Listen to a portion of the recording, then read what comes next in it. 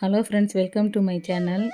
Thursday வந்து நான் ரெகுலராக செய்கிற வேலையை பற்றி தான் இன்றைக்கி நான் வீடியோவாக போட்டிருக்கேன். அதுக்கு முன்னாடி வீடியோக்குள்ளே போகிறதுக்கு முன்னாடி என்னோடய சேனலை வந்து நிறைய பேர் பார்க்குறீங்க, ஆனால் சப்ஸ்கிரைப் பண்ணாமல் தான் பார்த்துக்கிட்டு இருக்கீங்க. ப்ளீஸ் சப்போர்ட் பண்ணுங்கள். அப்போ தான் எனக்கு வந்து மேலே மேலே நிறைய வீடியோ கொடுக்கறதுக்கு ஆசையாக இருக்கும். உங்கள்கிட்ட நான் எதிர்பார்க்கறது எல்லாமே லைக்ஸ், கமெண்ட்ஸ் அண்ட் ஷேர் தான். ப்ளீஸ் சப்போர்ட் பண்ணுங்கள். வாங்க வீடியோக்குள்ளே போகலாம்.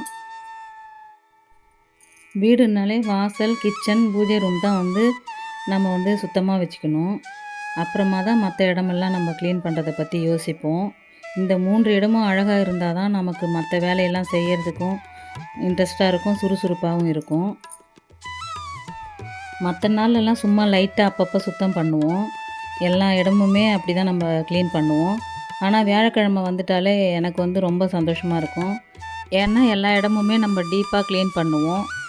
க்ளீன் பண்ணிவிட்டு நம்ம பார்க்குறப்ப நமக்கே ரொம்ப சந்தோஷமாக இருக்கும் வீடை பார்க்கும்போது. அது மாதிரி தான் இப்போ வந்து வியாழக்கிழமை வந்து நான் இந்த க்ளீனிங் வேலையெல்லாம் ஸ்டார்ட் பண்ணியிருக்கேன். அதை தான் நான் இப்போ வந்து உங்களுக்கு வீடியோவாக நான் கொடுத்துக்கிட்டு இருக்கேன். இந்த வேலையெல்லாம் செய்ய ஆரம்பிக்கிறதுக்கு முன்னாடியே காலை டிஃபன், மதிய சாப்பாடு எல்லாமே வந்து சமைக்கிற வேலையெல்லாம் முடிச்சிடுவேன். முடிச்சுட்டு கொஞ்ச நேரம் நல்லா ரெஸ்ட் எடுத்துகிட்டு அதுக்கப்புறம் தான் கிச்சனுக்கு வந்து க்ளீன் பண்ண ஆரம்பிப்பேன். எப்போயுமே பெண்கள் வந்து அதிகமாக இருக்கிற இடம்னு பார்த்தோம்னா கிச்சன் தான்.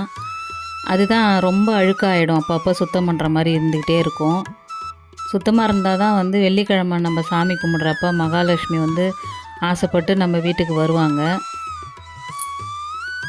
எப்போயுமே வந்து வியாழக்கிழமை வந்து இந்த உப்பு கொட்டி வைக்கிற ஜாடி, புளி போட்டு வைக்கிறோம் இல்லைங்களா, அது காஞ்ச மிளகா போட்டு வைக்கிறது, இந்த இடத்த தான் ஃபஸ்ட்டு வந்து நான் மங்களகரமாக வச்சுக்கணுன்னு ஆசைப்படுவேன்.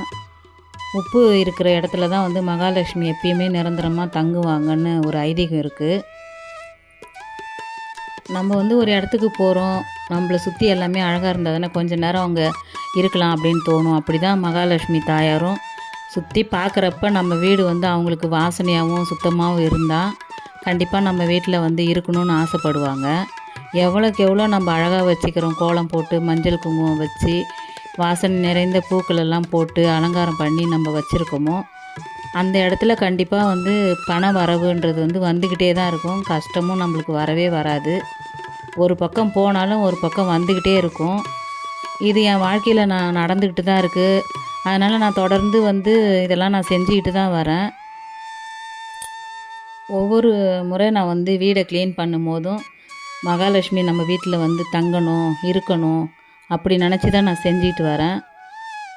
அவங்கள்ட்ட நான் வந்து கேட்குறதெல்லாம் அதான், எப்பயுமே நீங்கள் என் கூடவே தான் இருக்கணும், உங்களுக்கு பிடிச்ச மாதிரி நான் வீடை அழகாக வச்சுக்கிறேன் அப்படின்னு தான் நான் வந்து நினச்சிக்கிட்டு இதெல்லாம் நான் செஞ்சுக்கிட்டு வரேன். கண்டிப்பாக இந்த வீட்டில் இருக்கணும்னு அவங்க ஆசைப்படுவாங்க. அப்படி தான் நான் ஒவ்வொரு வியாழக்கிழமையும் பார்த்து நான் ஒவ்வொரு வேலையும் ரசித்து செய்வேன். வியாழக்கிழமை அன்றைக்கி உப்பு ஜாடியை வந்து நான் வந்து க்ளீன் பண்ணிவிட்டு அப்போ தான் நான் வந்து உப்பு போட்டு நிரப்பி வச்சுருக்கேன். ஆனால் நீங்கள் என்ன பண்ணுறீங்கன்னா, காலையில் சுக்கிரஹோரையில் வந்து எப்பயுமே நான் அப்படி தான் வந்து ஃபில் பண்ணுவேன். இப்போ நிறைய அதில் ஃபில் பண்ணியிருக்கிறதுனால நான் செய்ய முடியாது. ஆனால் நீங்கள் வந்து வியாழக்கிழமை அன்றைக்கி இதெல்லாம் க்ளீன் பண்ணி வச்சுட்டு வெள்ளிக்கிழமை காலையில் 6 to 7 சுக்கிரஹோரையில் வந்து கல் உப்பை வந்து உப்பு ஜாடியில் எப்பயும் நிறைஞ்சி இருக்கிற மாதிரி கொட்டி வச்சுட்டு வாங்க. எப்பயுமே பண வரவு வந்துக்கிட்டே இருக்கும். மகாலட்சுமி அம்மாவும் நம்ம கூடவே இருப்பாங்க.